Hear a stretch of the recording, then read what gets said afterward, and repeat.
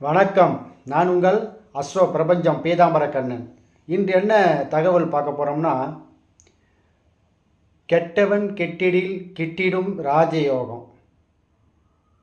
நீதிபதி ஆவதற்கு தகுதியான ஒரு ஜாதகத்தை இன்றைக்கு நம்ம ஆய்வில் எடுத்துக்கிறோம். பொதுவாகவே நம்மளுடைய ஜாதக கட்டத்தை 3 பகுதிகளாக பிரிப்பார்கள். சரம், சிரம், உபயம். ஜாதகத்தில் சர லக்கணத்தில் பிறந்தவர்களுக்கு ஒரு விதமான பலன்கள், கிரகங்கள் எப்படி அமருதோ, ஸ்திர லக்கணத்துக்கு பிறப்பவர்கள் கிரகங்கள் எப்படி அமருதோ அதற்கேற்றார் போலையும், உபய லக்கணத்தில் பிறப்பவர்களுக்கு கிரகங்கள் எப்படி அமருது அதற்கு ஏற்றார் போல தான் பலன்கள் கொடுக்கும். பொதுவான பலன்கள் சரம், சிரம், உபயத்துக்கு பொருந்தாது. இப்போ இந்த ஜாதகத்துக்கு வருவோம். இவர் சர லக்கணத்தில் பிறந்திருக்கிறாரு. இந்த ஆண் ஜாதகர் இவர் 19/9/1984 பிறந்திருக்கிறாரு. 8:11 PM சென்னையில் பிறந்திருக்கிறாரு. சென்னையில் பிறந்து இவர் 4 மணி பொழுது ஒரு ஒன்றமாக படிப்பை முடித்து இன்று நீதிபதியாக இருக்கின்றார். எப்படிப்பட்ட கிரக அமைப்பு இவருக்கு உறுதுணையாக இருந்தது அப்படின்றத தான் இன்றைய ஜாதகத்தில் நம்ம ஆய்வு பண்ண போகிறோம். மேஷ லக்கணத்தில் பிறந்திருக்கிறாரு. லக்கணத்துக்கு 2ல் ராகு, 3ல் சந்திரன், லக்கணத்துக்கு 5ல் புதன் மாந்தி, 6ல் சூரியன் சுக்கிரன் கன்னியில், 7ல் சனி பகவான், 8ல் செவ்வாய் கேது, 9ல் குரு. இதே அம்ச கட்டத்தை பாருங்கள். கடக லக்கணம், லக்கணத்தில் குரு, சிம்மத்தில் கேது, கன்னியில் புதன் சுக்கிரன், மகரத்தில் சூரியன், கும்பத்தில் செவ்வாய் ராகு, மீனத்தில் சந்திரன் சனி. இந்த ஜாதகர் பாருங்க, பொதுவாக பார்க்கும்போது லக்கணத்துக்கு 2ஆம் இடத்துல ராகு நீசம் பெற்று விட்டார். சூரியன் 6ஆம் இடத்தில், சுக்கிரன் நீசம் பெற்று விட்டார். செவ்வாய் லக்னாதிபதி 8ஆம் இடத்துல கேதுவோடு சேர்க்கை பெற்று விட்டார். ஆனால் இந்த ஜாதகர் ஒரு நீதிபதியாக மாறக்கூடிய ஜாதக அமைப்பு. சந்திர லக்கணம் பாருங்க, இவருக்கு மிதுன லக்கணம், திருவாதிரை நட்சத்திரம். திருவாதிரை இங்கே ராகு நீசம் பெற்று விட்டார். அப்போ இந்த சந்திரன் ராகுவினுடைய கால் பெற்று நீசம் பெற்று 12ல் இருக்கிறார் சந்திரனுக்கு. இப்படி எடுத்தால் இந்த ஜாதகர் பலன்கள் நம்ம எடுக்க முடியாது. எப்பொழுதுமே ஒருவருடைய ஜாதகத்தில் லக்னாதிபதி எப்படி இருக்கிறார், செவ்வாய் இவருக்கு உச்சம் பெற்ற கேதுவோடு சேர்க்கை பெற்று 8ஆம் இடத்தில் அவர் ஆட்சி பெற்று இருக்கிறார். லக்னத்துக்கு 9ஆம் அதிபதி எப்படி இருக்கிறாரு, சந்திர லக்கணத்துக்கு 9ஆம் அதிபதி எப்படி இருக்கிறார், அதாவது ஒருவருடைய ஜாதகத்தில் பாக்கியஸ்தானம் எப்படி இருக்குன்னு பார்க்கணும். இந்த ஜாதகர் பாக்கியஸ்தானாதிபதி என்று சொல்லக்கூடிய 9ஆம் அதிபதி குரு, லக்கணத்துக்கு 9ஆம் அதிபதி குரு ஆட்சி பெற்று இருக்கிறார். சந்திர லக்கணத்துக்கு 9ஆம் அதிபதி என்று சொல்லக்கூடிய சனி பகவான் உச்சம் பெற்று இருக்கிறார். அப்போ சந்திர லக்கணத்துக்கும் 9ஆம் அதிபதி தொடர்பு பெறுது. குருவை சனி பகவான் பார்க்கின்றார். அப்போ தர்ம கர்மாதிபதி யோகம் போகுது. இது மறைமுகமான பலன்களை எடுத்து சொல்லக்கூடிய பலன்கள். அதனால்தான் கெட்டவன் கெட்டிடில் கிட்டிடும் ராஜயோகம். லக்கணத்துக்கு 5ஆம் அதிபதி என்று சொல்லக்கூடிய சூரியன் 6ஆம் இடத்தில் அமர்ந்திருக்கிறாரு. 2ஆம் அதிபதி என்று சொல்லக்கூடிய வாக்குஸ்தானாதிபதி, நீதிபதி என்றாலே வாக்கு வன்மை மேம்பட்டு இருக்கணும்.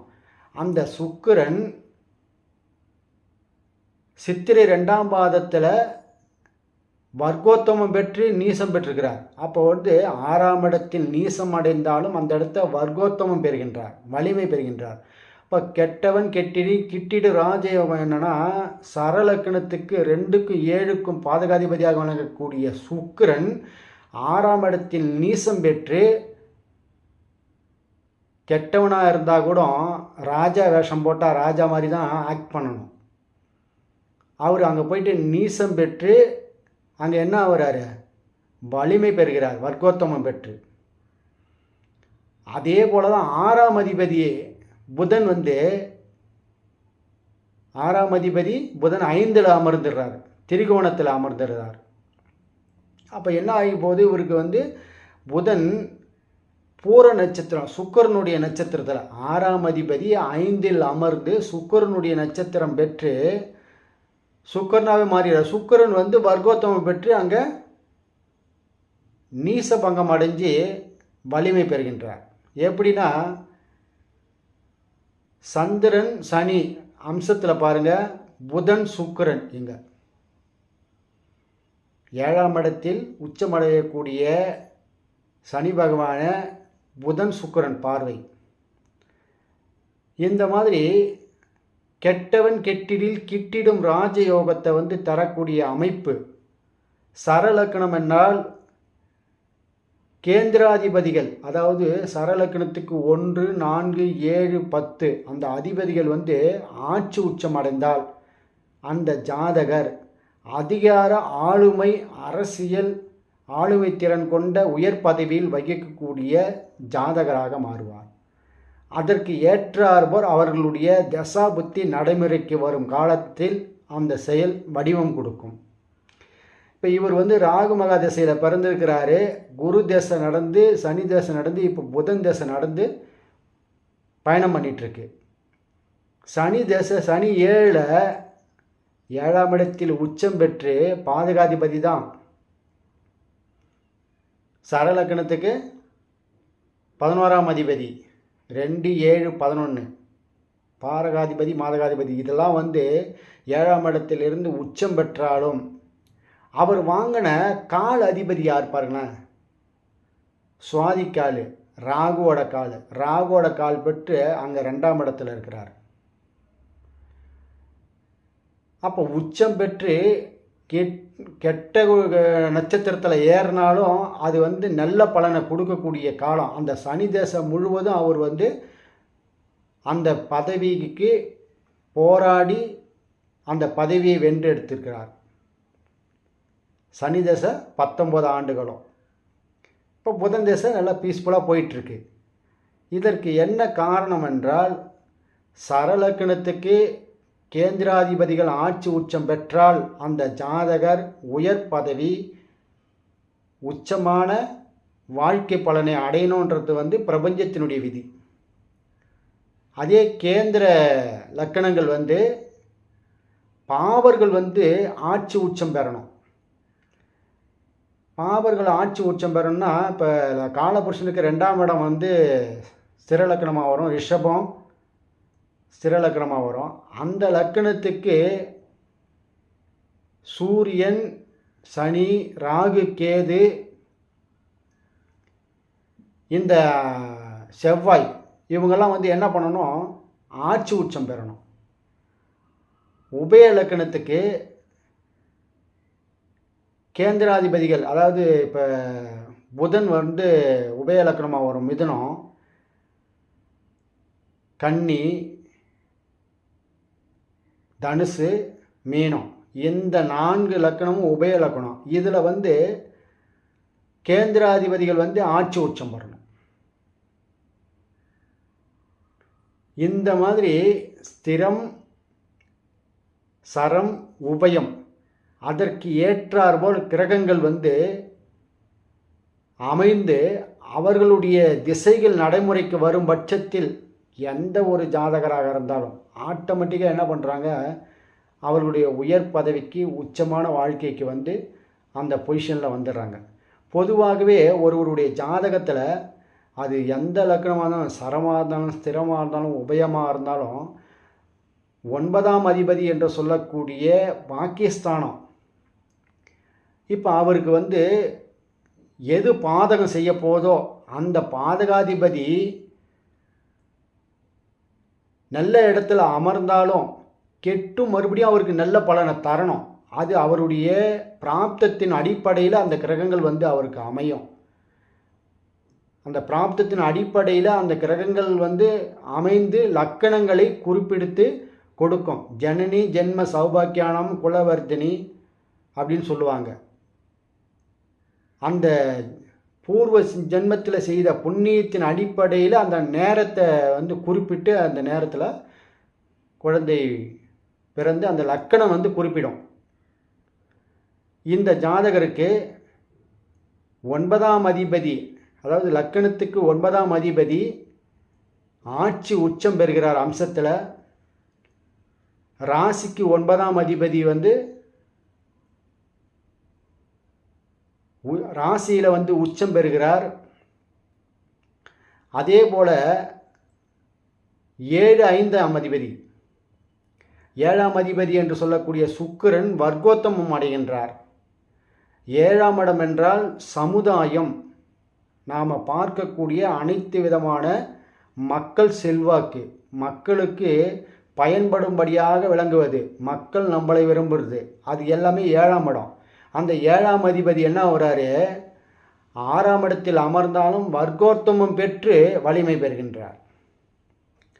அதனால தான் இவர் மக்களுக்கு தீர்ப்பு அளிக்கக்கூடிய இடத்துல நீதிபதியாக விளங்கக்கூடிய ஜாதகராக விளங்குகின்றார்.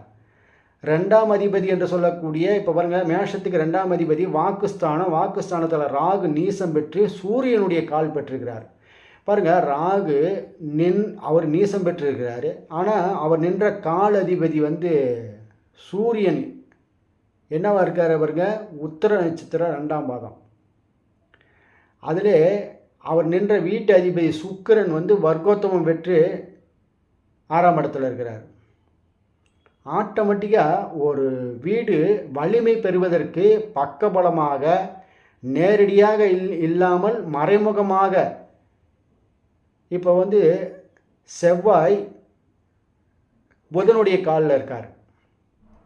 புதன் செவ்வாய்க்கு வேதகன், பலனை தடை தாமதத்தை உண்டுபடக்கூடிய அந்த புதன் எங்கே இருக்கிறார்னா, அட்டமாதிபதி புதன் அட்டமாதிபதி என்ற 6ஆம் இடத்துல இருக்கக்கூடிய சுக்கிரனுடைய கால் வாங்கி நிற்கிறார்.